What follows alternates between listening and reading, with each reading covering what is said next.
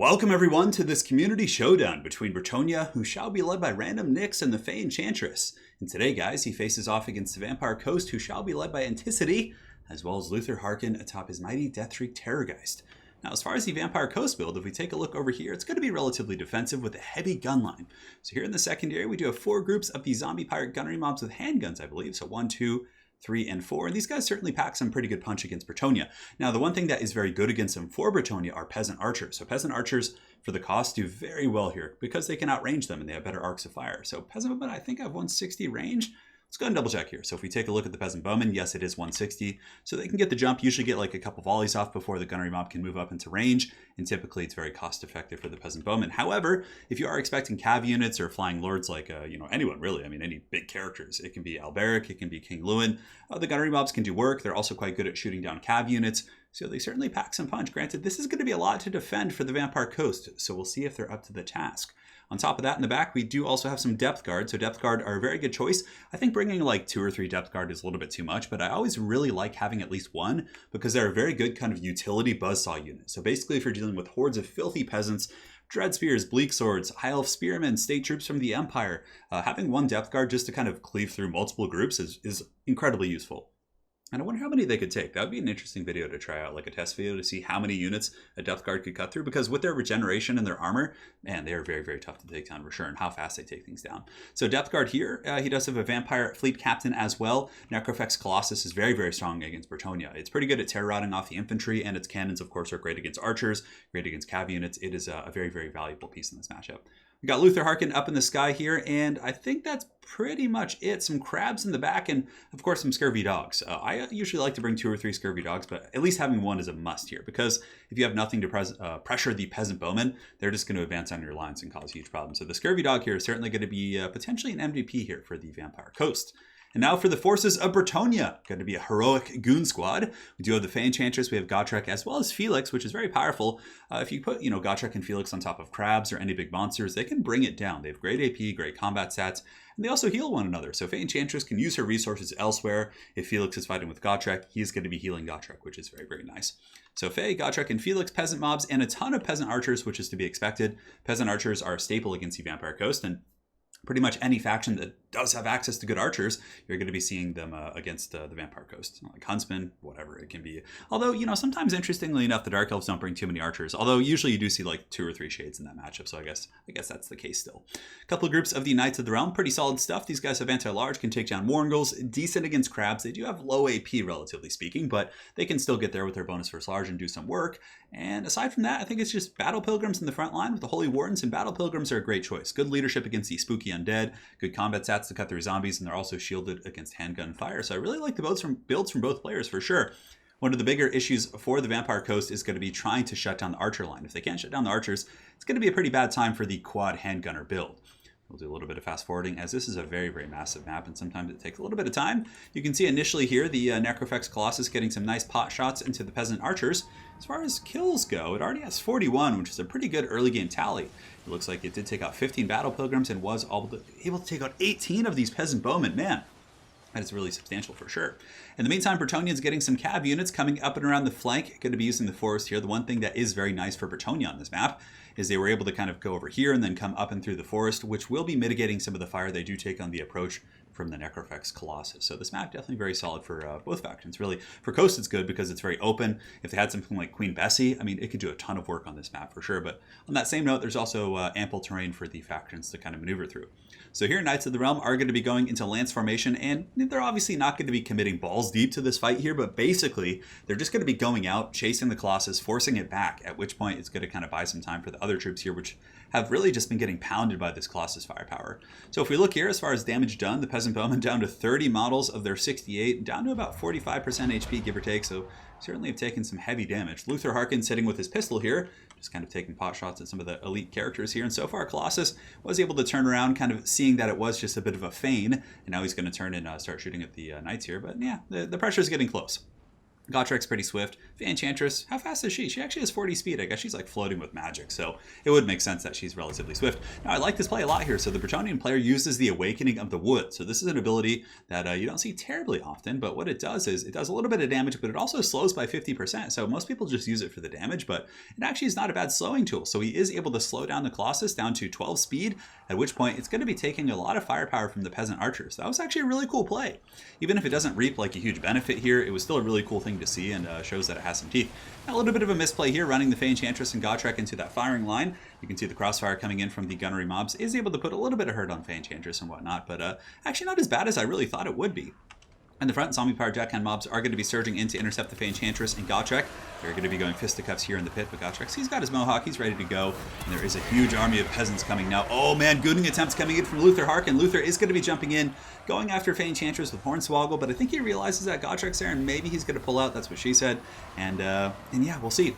So Fey Enchantress here, still Hornswoggled. Looks like Luther Harkin is going to be forced back by the Slayer of Slayers, as Gotrek is starting to, get a little bit juicy next to him here. You got to be careful. Now, a little bit of a critique here, for sure. I think the Peasant Bowmen need to be a little bit more spread out, because if they start taking artillery fire in this position, it could be a little bit tricky from a collateral damage standpoint. Also, the Hounds are lurking in the tree line. This is really big for Vampire Coast, because so far, the Vampire Coast, though they did do some good damage on the approach, they're actually taking a pretty substantial hammering now. This Colossus is like near death. There's some Knights in the back line getting into the handguns. A lot of things are quite scary here for the noble, I was about to say the noble Vampire Coast, but not so noble, that's for sure. Luther Harkin lurking up in the sky here, and maybe looking for an opportunity to snipe some characters. Knights of the Realm back here are going to be going after the gunnery mobs, but the crabs are pulled up here, so nice response here from the Vampire Coast player. Able to get the crabs up to kind of fend these knights off. And the Necrofex Colossus is a pretty nice tool as well for clearing the back line, believe it or not, because he can advance and shoot at the targets he's trying to clear, and he can also then get those good tear routes. Now, pretty scary situation. Dogs are in the back, and you can see now it's, man, really, I don't know if it was intentional or if it's just, he forgot about them, but it seems like it was an intentional delay. Like he was waiting for Bretonnia to send all of these forces in, and now the dogs come in, and man, those dogs are going to feast. I mean, they're going to get these Peasant Archers, these ones. It is going to be a disaster for that back line. Now Colossus is in a little bit of a beat-up state here. Felix and Gotrek going back here, going to be gooning out the archers methodically. So it looks like the character goon squad plus the Grail Relic here going to be going in and trying to take out the gunnery mobs one by one, which isn't a bad idea. Chalice of Potions going down, and it looks like we do have an engagement between the Depth Guard as well as the Holy Wardens. Now this is pretty good for Depth Guard. Holy Wardens are very powerful, and they will, put some punch back, but the Depth Guard have that good armor and the regeneration to mitigate a lot of the incoming damage, in conjunction with the lack of AP that the Holy Wardens do indeed have. So those guys are getting buzzsawn down pretty good here by Depth Guard. Depth Guard did get hit with the Chalice of Potions, but they still have 43 of their 45 models. And plenty of room in their healing cap. Now, this is a big turning point in the battle for sure. I would say that Bretonnia was in a commanding position, really compromising this front line. You can see pushing through, getting into the gun lines. Most of the Vampire Coast gun line is kind of crumbling down. The Colossus is beat up, the Caster's beat up. But the fact that this one single doggo, the best of boys, the goodest of boys here in the back are just feasting on these archers, it's an absolute disaster for Bretonnia, and they don't really have anything back here. Although it looks like there are some Knights of the Realm who might be able to fight them off, but it's hard to say. There's only 16 of them, and they're very beat up. So it looks like the Vampire Coast is going to be running with the dogs when the Knights of the Realm come in, but that was a great play. Really, really good patience. I love that. It just goes to show that like a little micro play like that can make all the difference. Now the game's still pretty damn close. Bounce of Power is even, a little bit favored for Vampire Coast here in Anticity. Definitely doing a very good job pressing into the back line. Colossus is still online, still shooting, which is good. And Bretonnia doesn't really have too much mobility from here on out, so they're really going to have to rely on their heroes and their goon squad. Granted, there is a massive resurgence of archers in the back line, so you can see Peasant Archers just stretching into the sunset, and Anticity sees this coming, and he is going to be grabbing his big old juicy Colossus and just dropping some shots into the archers, which isn't a bad idea.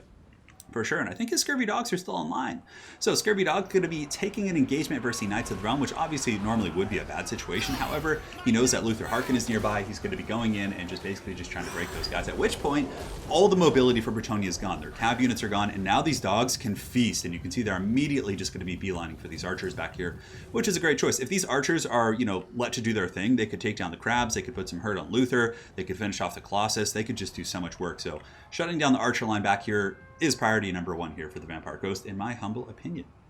So here come the Scurvy Dogs, going to be charging into the back line. Here we have the Hero Goon Squad, and you know, this is still scary. Even though the bounce of power is slightly Vampire Coast favored, dealing with Gotrek, Felix, and the Fey Enchantress, especially when they're supported by a leadership buff, granted that doesn't matter for Gotrek, but for the Fey Enchantress, Felix, it's going to make him that much harder to break. So here it comes, another Chalice of Potions, I believe, pulling back the Battle Pilgrims. Nice shot right there, doing a ton of damage against the Depth Guard. Those guys are in some serious trouble. -3 leadership, and honestly, they're probably going to go down here, even though they are good against Battle Pilgrims. That Chalice of Potions, plus these supporting characters, and just the numbers of Pilgrims here, should be able to overwhelm those Vampire Bad Boys. So here comes the Fey Enchantress and the Grail Relique here, as well as Gotrek and Felix. Looks like the Zombie Power Deckhand mobs here, which are actual real ones, are on their way to crumbling, so might as well ignore those guys and go after some of the priority targets. But it looks like we're going to be in a final apocalyptic fight. There's going to be just a pit fight with the characters and single entities, which is always really, really fun to watch for sure. So here, the Lamprey's Revenge are still alive. Let's take inventory of what the Vampire Coast has. So they have Luther Harkin, they have the Lamprey's Revenge, they have a Caster who's at about 15% health, and a Colossus that's at a little bit over 10%, give or take. They have some Doggos as well, which is quite useful. So basically, he can commit these resources to dealing with this blob, and then just use these Scurvy Dogs to chase off the archers, which, imagine if he didn't have the Scurvy Dogs here. Like, some of these archers, you know, does he really want to spend another 2 or 3 minutes of Luther's time chasing down all these different units, you know, using the fatigue variables, things like that? Having those Scurvy Dogs here is just super nice. And these guys have 207 kills. These are the best of Doggos for sure, and man, they're able to just feast on the souls of these peasant archers. Now, the Colossus still has some okay ammo left. It looks like it has 4 volleys, which is certainly enough to put some hurt on these Battle Pilgrims or some of the characters. I would imagine that he's probably going to shoot at the Grail piece or maybe at the Battle Pilgrims. Hard to say. Certainly has some choices as it pertains to targets. So if we look over here, Doggos continuing to chase. Luther Harkin is going to be going after those 6 Battle Pilgrims. And basically at this point, both players just preparing for the to fight the battle for the fate of Middle-earth here, or the Old Worlds as it actually is. And here the Colossus is going to be dropping its pot shots. Let's see what it's shooting. So here comes the Colossus shot, shooting downtown. And boom, it looks like it is going after the Grail, which is actually a nice target because the Grail is standing right next to Felix. So even if it misses the Grail, there could be some collateral damage. The cannonballs could hit Felix as well, which would be nice. So for both players here, basically for Bretonnia to win this, they need to make sure that Felix is protected. They need to make sure that their characters, their squishier ones, you know, don't get routed off and chased off, because Felix, I do not believe he's immune to psychology because of the Grail piece. So that's actually really helpful. So that means that no more terror routes are going to come down here, but nonetheless, Felix still can be broken with his natural leadership. So that's what needs to happen. They need to protect Felix. They need to make sure these characters fight, protect the Fey Enchantress, and just let go, you know, gotcha, karate chop everything. Now for the Vampire Coast to win this, they 100% need to snipe out Felix, go in there, or the Fey Enchantress. Those are both good targets. They're just squishy, and Gotrek is pretty strong, but if he doesn't have the support of the Fey Enchantress for healing and Felix for healing, you know, by himself, he'll eventually just get dragged down by a tar pit of units here. So Luther Harkin going in for a gooning attempt. It looks like he's going to go after the Grail piece here, and you can see the Colossus being pulled into combat now. We have the final battle. So Earthblood going down. You can also see the favor of the Fey. The Battle Pilgrims are still fighting because of that Grail. They would have been broken a long time ago, being rear charged, but man, they're still stabilizing at like 2 leadership. Absolute insanity. The favor of the Fey really helping them kind of punch back against these Scurvy Dogs here. Now, the Fey Enchantress does also have a Mortis Engine effect called the Mists of the Lady, which is very nice, but in this situation, it doesn't do too much damage against like single entities. Awakening of the Wood going down here, which is going to apply a slowing effect, but I don't think it does too much damage against, like, you know, low model count units like this. But nonetheless, perhaps it does, and I'll have to give it some testing, but I do not think so. So here, a little bit of a scary situation. Felix Jaeger is isolated by Luther Harkin, so this is pretty much the worst case scenario here. You know, Felix is just getting pushed off. He's a pretty good combatant. 50, 55, 380 with a great bonus for his infantry, just great AP values, and decent armor, good leadership. But I mean, compared to Gotrek, of course, he has low leadership. Gotrek is unbreakable, but it looks like Felix here is going to get absolutely bullied by these Vampire Coast characters. So the Necrofex Colossus, well, I guess units, I should say, and Luther Harkin are able to chase him off. So Felix probably going to be running for the hills here, but there is a trade. I mean, Lamprey's Revenge are a 1,500 gold unit, and the Knights of Bretonnia plus Gotrek and the Fey Enchantress with her Dragon Ball Z magic here have been doing some really good damage against these crabs. And Luther Harkin comes in for the charge, but something I've found about Fey Enchantress is she always, when she's on foot, she always gets knocked over instead of actually taking damage. So it's actually surprisingly hard to kill her sometimes. But nonetheless, now we have Luther Harkin in combat here. Awakening of the Wood being used once again to slow, but it also does trigger Life Bloom for some minor heals across the board. And Felix is running. Now, in accordance with the rules of the tournament, in which I believe this was played in, the players here only have single entities left, or at least the Vampire Coast does, so they basically just have to engage. That means Luther Harkin can't cycle charge, he can't pull back, he can't get too ham. Now, as far as like moving around on the ground, he can like change targets, right? He can go here, if Felix is charging him, he can go after Felix, but essentially he can't like pull back in the air and cycle charge repeatedly. It's basically just rules to kind of prevent people from running around the map for 45 minutes, like they did in Warhammer 1 Ladder. Always a good time. Now right here you can see Luther Harkin is engaged, and as far as the targets, this is a really close fight, and guys, Bretonnia pulls ahead in the balance of power as the Colossus starts to get very low. This bad boy is crumbling. It's at 11, negative 53. Gotrek, of course, with that beautiful anti-large and the Grail piece coming in here and just ramming it with this this horse, which is pretty hilarious for sure. I wonder if the knight could couch its lance in its form. Gotrek getting stomped on by the big old Colossus right there, while afflicted by Hornswoggle, but it looks like the Colossus is going to go down. Unfortunately, Herr Jaeger, Felix Jaeger has fallen here, and now Luther Harkin is going to be, him versus the world. So Fey Enchantress, Gotrek, as well as one Knight of the Realm. This guy deserves to be buffed up to a Grail Knight. He needs a promotion for sure. The lady's got to get, okay, never mind. He doesn't get the promotion. He just ran away, and forsook his lady here. But nonetheless, Gotrek's going to be going into combat. Favor of the Fae is, of course, active. That's going to be giving him 110 melee attack. But man, this is a duel of the ages. 2,400 right here, 2,500 on Gotrek. But a lot of people underestimate Luther as a duelist. They look at his combat stats. They're like, he's good, but he's not going to, beat characters with, better weapon strength, better combat stats. But the reason why he does, there's two main reasons. Number one, he has poison, which is really powerful. Gotrek is down to 376 because he's poisoned. And secondly, he basically has a second wave of attacks that do a ton of damage with his pistols. So Luther is not only attacking with his goose, but he's also shooting with a pistol when he's in melee combat. And now you can see it's making for a very close fight. Gotrek here is in the danger zone. 680, 1287 here on Luther Harkin, 985. 540. This is such a close battle. If Luther Harkin starts to crumble, oh no, and it looks like he just gets him. So he pops Gotrek, and it looks like the goose hit him at the same time, and the Fey Enchantress basically just shattered due to army losses, it looks like, and ran for the hills. So man, the Fey Enchantress, if she had stayed and fought, I think they could have maybe gotten that, but man, that was brutal. I really thought Bretonnia was going to take that, but the Slayer, he has finally met his doom, so I'm sure he's quite grateful for that to Luther Harkin in a sort of weird, twisted, dwarfish way. But nonetheless, that was a great game. Very well played to both players. The big deciding factor for sure was the Scurvy Dog. Honestly, had Bretonnia kept one Knight of the Realm in its back line against a Scurvy Dog play, and I would have made the same mistake because Anticity was super patient with it. He waited forever. So I would have been like, okay, there's no dogs. That's where everything is. But he waited super long, and really those Scurvy Dogs just single-handedly won the game. He had good micro elsewhere. His control with the Colossus was good. His Luther play was really good. But the Scurvy Dogs were the MVPs that won him the game. Just feasting on the Archers, which were doing a ton of damage against Coast. And Archers have periodically been, a hard counter against Vampire Coast. So very well played. That was an awesome game. I think both players had a pretty good chance to win, but the backline Archers just being hunted down was too much. And the duel at the end, obviously there is some RNG as it pertains to melee defense versus melee attack, but it was a close duel. And Luther Harkin was just barely able to win that game. So awesome stuff from Random Nix as well as Anticity. Regulars in my tournaments, awesome players, awesome guys. So hopefully you guys enjoyed this Bretonnia versus Coast game.